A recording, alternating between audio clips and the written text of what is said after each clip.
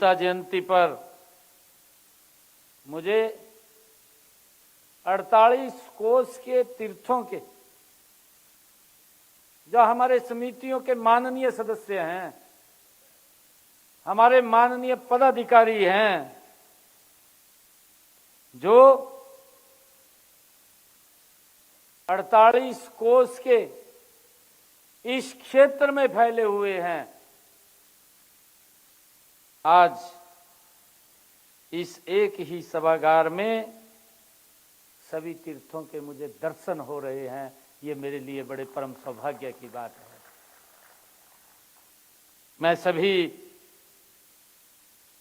तीर्थों से आए हुए हमारे संतगण, हमारे समितियों के सभी पदाधिकारीगण और सभी तीर्थों को मैं दंडवत प्रणाम करता हूं, आप सबको नमन करता हूं। साथियों, ये धर्म क्षेत्र कुरुक्षेत्र पिछले 17 दिनों से गीता प्रेमी सज्जन श्रद्धालु 10वें अंतर्राष्ट्रीय गीता महोत्सव का यहां आनंद ले रहे हैं।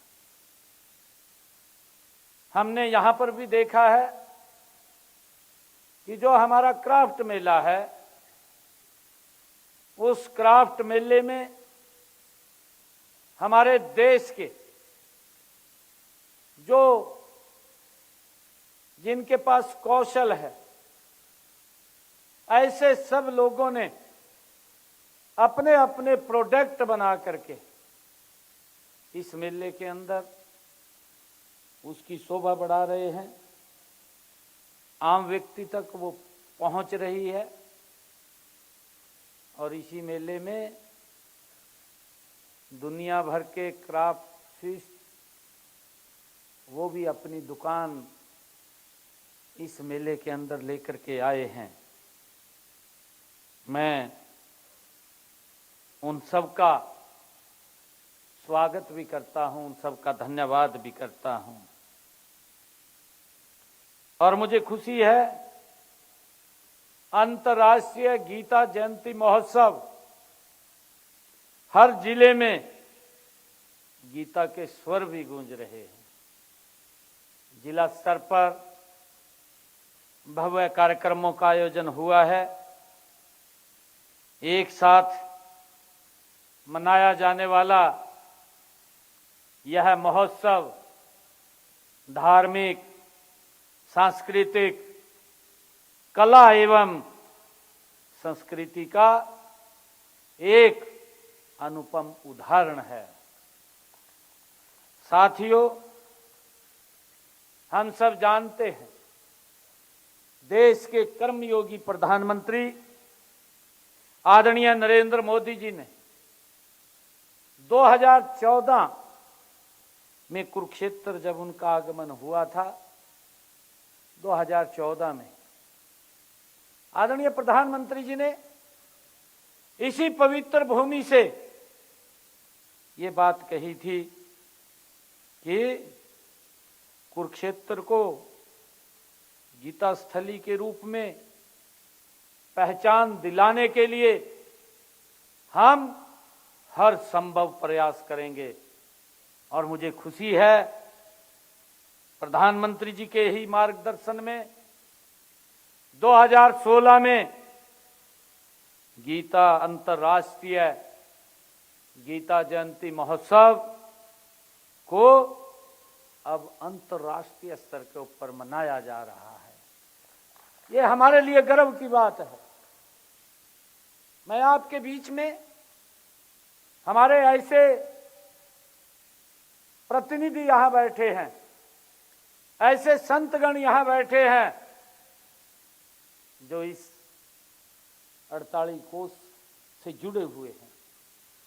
महाभारत कालीन प्राचीनतम हमारी संस्कृति के साथ आप जुड़े हुए हैं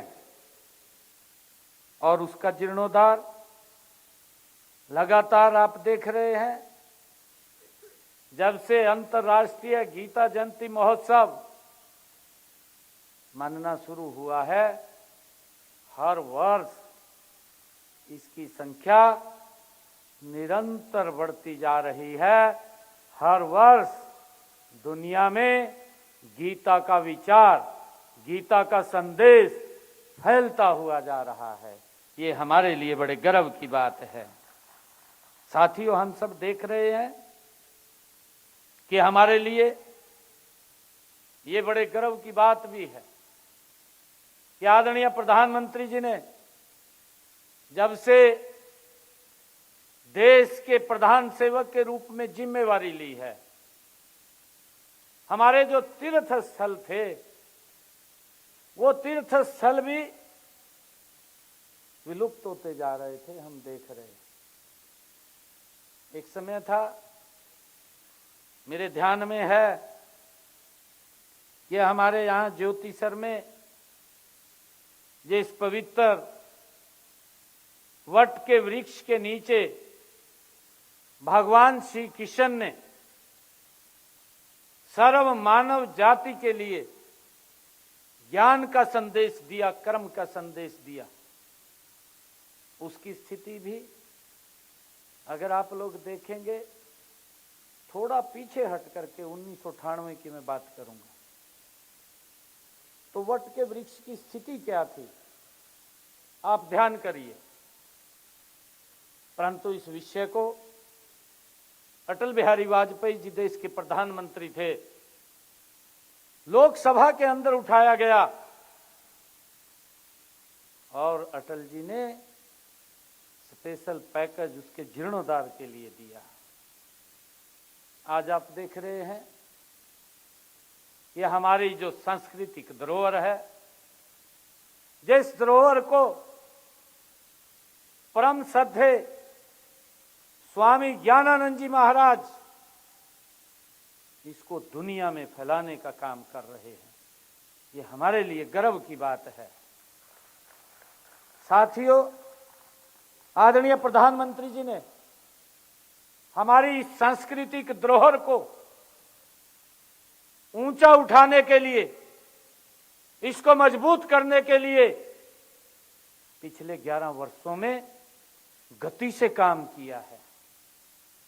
आप देख रहे हैं कि अगर जिस पवित्र भूमि पर भगवान श्री कृष्ण ने गीता का संदेश दिया हो, उस पवित्र भूमि पर महाभारत कालीन अनुभव केंद्र, जिसके ऊपर 250 करोड़ रुपया लगा, ये दुनिया में एक अनोखा केंद्र बनाने का काम वो देश के यशस्वी प्रधानमंत्री और हमारी डबल इंजन की सरकार ने किया है। और मुझे खुशी है कि आदरणीय प्रधानमंत्री जी 25 तारीख को उसी स्थल के ऊपर आकर के वहां पर जो भगवान श्री कृष्ण का जो संदेश देता है, धर्म अधर्म का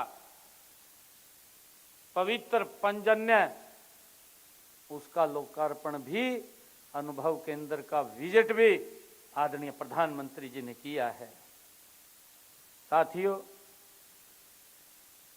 साथ ही उन्होंने हर व्यक्ति को गीता के जुड़ने का संदेश भी उसी पवित्र भूमि से दिया। और उसके बाद आदरणीय नरेंद्र मोदी जी ने इस भूमि से जुड़ने का संदेश कर्नाटक के उडुपी से दिया। 25 तारीख के बाद आप देखना, 25 नवंबर को प्रधानमंत्री जी यहां आते हैं, यहां संदेश दिया, और उसके बाद कर्नाटक में उडुपी में संदेश दिया। आदरणीय प्रधानमंत्री जी ने कल मन की बात के कार्यक्रम में दुनिया को इस पवित्र स्थल का संदेश दिया है कि लोग यहां आकर के इसके साथ जुड़ें। यह हम सब की बड़ी जिम्मेवारी है। हमारे जो तीर्थ स्थलों के यहाँ समितियों के पदाधिकारी आए हैं, हम सब की ये बड़ी जिम्मेवारी है। अब हमारे ऊपर और ज्यादा कंधों के ऊपर वजन रहेगा कि लोग दुनिया से किसी भी कोने से आएंगे, उनके मन में बड़ी जिज्ञासा रहती है भगवान श्री कृष्ण ने इस तीर्थ पे क्या संदेश दिया है। उस संदेश को जीवंत रखना, उस संदेश को स्वच्छ रखना, वहां के वातावरण को ठीक रखना, ताकि लोग कहीं से भी आएं और इसकी चर्चा यहां आकर के फिर वहां उसकी चर्चा वो लोगों के बीच में करे। ये जिम्मेवारी ये हम सब की है। साथियों, हम देख भी रहे हैं आदरणीय प्रधानमंत्री जी ने जिसकी मैंने बात की है कि हमारे जो तीर्थ स्थल हैं, उन तीर्थ स्थलों का पिछले 11 वर्षों में किस गति से विकास हुआ है। चाहे केदार बाबा के जीर्णोद्धार की बात कर लीजिए, चाहे काशी विश्वनाथ के जीर्णोद्धार की बात कर लीजिए, चाहे महाकालेश्वर मंदिर उज्जैन के जीर्णोद्धार की बात कर लीजिए, चाहे सोमनाथ पवित्र मंदिर के जीर्णोद्धार की बात कर लीजिए, और चाहे करतारपुर कॉरिडोर बना करके गुरु नानक देव जी के स्थल के साथ जोड़ने की बात कर लीजिए, और चाहे हेमकुंड साहिब में बुजुर्गों के लिए बड़ी दिक्कतें वहां आती थी, उसके जीर्णोद्धार की बात कर लीजिए। हमारी संस्कृति को आदरणीय प्रधानमंत्री जी ने मजबूत करने का काम इन पिछले 11 वर्षों में किया है। और मैंने चर्चा की आप लोगों के बीच में, मैंने कहा कि जिस भूमि के ऊपर भगवान श्री कृष्ण ने सर्व मानव मात्र के लिए गीता का संदेश दिया, उस पवित्र भूमि का भी 250 करोड़ रुपए की लागत से जीर्णोद्धार करने का काम किया है। साथियों, जो समाज अपनी संस्कृति धरोहर को संजोए रखता है, वह युवा पीढ़ी को अच्छे नैतिक संस्कार देता है। हमारे ये संस्कार हैं और इसके साथ हमारी ये धरोहर है, और इसीलिए हम वेदों, पुराणों व गीता की रचना स्थली हरियाणा की सांस्कृतिक धरोहर को संरक्षित करने और उसे नई पीढ़ियों तक पहुंचाने के लिए निरंतर हम गति से काम कर रहे हैं। उसमें आप लोगों के बड़े सहयोग की आवश्यकता है। हम आपसे भी यही अपेक्षा करते हैं कि आप इस महान कार्य में हमें आप अपना बहुमूल्य सहयोग दे करके अपनी संस्कृति और धर्म की रक्षा के लिए आगे आएं, मेरा आप लोगों से आग्रह है।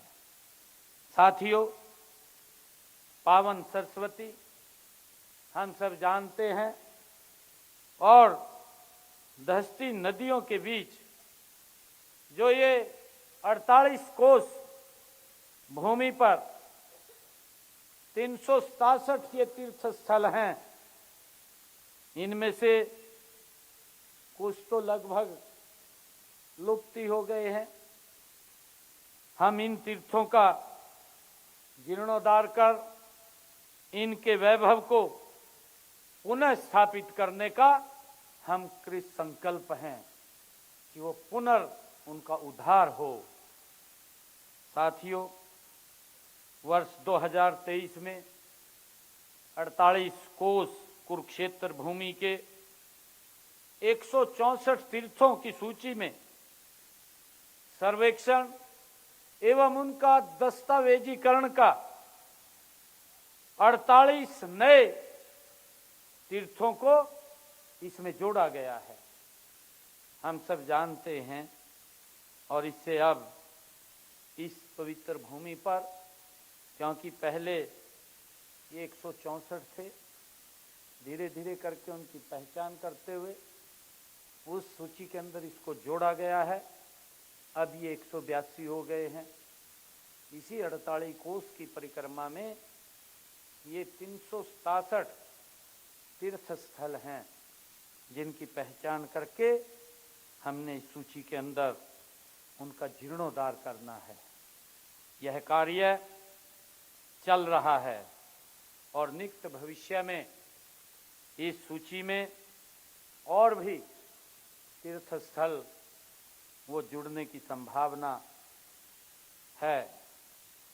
आदरणीय साथियों, हमारा ये प्रयास है, जो भगवान श्री कृष्ण की जन्मभूमि, जिसको ब्रज भी बोलते हैं, व्रज की भूमि भी बोलते हैं, उस भूमि पर 84 कोसी यात्रा की तर्ज पर हमारे इस कुरुक्षेत्र में भी 48 कोस कुरुक्षेत्र भूमि में स्थित सभी तीर्थों की यात्रा ये शुरू की जाए। और ये शुरू कैसे होगी? ये हमारे जो समिति के माननीय सदस्य हैं, ये आप सबके प्रयासों से ये शुरू होगी। मैं धन्यवाद देना चाहूँगा, मैं प्रणाम भी करना चाहूँगा श्रद्धेय स्वामी ज्ञानानंद जी महाराज को, क्योंकि जब ये अंतर्राष्ट्रीय गीता जयंती महोत्सव शुरू हुआ, उससे ठीक एक दिन पहले स्वामी ज्ञानानंद जी महाराज ने सभी हमारे धार्मिक, सामाजिक और हमारे जो तीर्थों के संतगण हैं, उनके साथ मिलकर के एक भव्य शोभा यात्रा भी निकालने का काम ये प्रारंभ किया है। ये इसके लिए मैं आदरणीय स्वामी ज्ञानानंद जी महाराज को बधाई देता हूँ। साथियों, भारत सरकार का पर्यटन मंत्रालय स्वदेश दर्शन स्कीम के तहत कुरुक्षेत्र को वर्ष 2015 में इसको श्री कृष्णा सर्किट में शामिल किया गया था, और इस स्कीम के तहत विभिन्न तीर्थों पर विकास कार्य वो करवाए जा रहे हैं। और इस सर्किट के तहत 48 कोस की परिधि में स्थित 134 स्थानों का पर्यटन स्थलों के रूप में विकास होगा, उनके ऊपर काम चल रहा है। मेरा जो ये समिति आज यहाँ बैठी है, और मैं उपेंद्र जी से भी ये कहना चाहूँगा कि जितने हमारे तीर्थ स्थल हैं, उनकी एक मजबूत समिति बने। छोटे छोटे काम होते हैं वहाँ पर। मैंने कहा है कि अब बाहर से बहुत सारे लोग आने वाले हैं, लोगों की जिज्ञासा होती है। हमने यहाँ व्यवस्था भी की है 10 इलेक्ट्रिक बसें। मैंने जब गीता जयंती ये प्रारंभ हो रही थी, तो उस समय उनको झंडी दिखा करके हमने उसको रवाना किया था। हमने यहाँ गाइड्स भी, वो गाइड्स भी रहे, और उसके लिए भी विभाग को हमने बोला था। और उसके साथ साथ हमने ये भी निर्णय किया है कि कुरुक्षेत्र के हर चौक को, कुरुक्षेत्र के हर चौक को जो हमारे महाभारत कालीन बड़े जो कैरेक्टर्स थे, उन सब के नाम के ऊपर, उन सब के चित्रों के साथ वो चौकों का जीर्णोद्धार होगा। उसके लिए हम काम कर रहे हैं। और इसी कड़ी में ज्योतिषर जो तीर्थ है, मैं आप लोगों से आग्रह करूंगा, जिसका देश के यशस्वी प्रधानमंत्री आदरणीय मोदी जी ने 25 नवंबर को उसका उद्घाटन किया है। हम भी उसको जरूर अवश्य देख करके आएं। एक इतनी महाभारत से थीम पर आधारित ये अनुभव केंद्र हमारे यहाँ पर बना है, जिससे हमारे आने वाली पीढ़ियों को उससे प्रेरणा भी मिलेगी।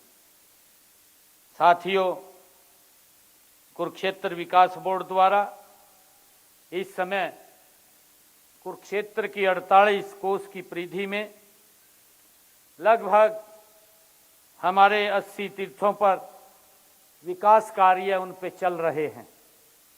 अन्य तीर्थों के जीर्णोद्धार के लिए भी हम और उसको आगे बढ़ाने वाले हैं। मुझे बताते हुए कि इन तीर्थों पर जो ये 80 तीर्थ हैं जिन पे काम चल रहा है, इनके ऊपर 80 करोड़ 55 लाख रुपए की राशि से 4 तीर्थ स्थलों ब्रह्म सरोवर, ज्योतिसर तीर्थ, नरकातारी, सन्निहित सरोवर, इसका विकास भी शामिल है। और इसके अलावा कुरुक्षेत्र शहर के इंफ्रास्ट्रक्चर का विकास कर रहे यहाँ आने वाले श्रद्धालुओं और पर्यटक यहाँ जब देखेंगे तो वो अच्छा अनुभव लेकर के यहाँ से जाएं, अच्छा यादें यहाँ से लेकर के जाएं, ऐसा मेरा आप लोगों से आग्रह है। साथियों, गीता की जन्मस्थली ज्योतिसर में लगभग 13 करोड़ 63 लाख रुपए की लागत से लगभग 40 फुट ऊंची विराट स्वरूप प्रतिमा, जो विराट स्वरूप की प्रतिमा है, उसको भी लगाने का काम वहां ज्योतिसर में किया है। और अभी आप लोगों ने देखा 25 तारीख को जब देश के यशस्वी प्रधानमंत्री आदरणीय नरेंद्र मोदी जी का आगमन हुआ, तो उसी पवित्र स्थल पर ज्योतिसर अनुभव केंद्र में आदरणीय प्रधानमंत्री जी ने 18 फुट ऊंचे पंचजन्य का भी लोकार्पण किया, जो अपनी एक अलग वहां छाप बनाए हुए है। साथियों, कुरुक्षेत्र में जन जन की आस्था के विभिन्न केंद्र स्थापित हो रहे हैं। देश के दूर दराज के क्षेत्रों में विद्यमान मंदिरों के दर्शन भी अब कुरुक्षेत्र में किए जा सकते हैं। हमने इन मंदिरों को जमीन भी अलॉट की है। आप देख रहे हैं, जब रोड के ऊपर जाएंगे तो गति से वो मंदिर बन रहे हैं, और ये गति पिछले 11 वर्षों में आदरणीय नरेंद्र मोदी जी के नेतृत्व में हमें दिखाई दे रही है। साथियों, ये हमें खुशी है कि यहाँ उत्तर भारत के एकमात्र तिरुपति बालाजी मंदिर का भी निर्माण हो चुका है, हम सब देख रहे हैं।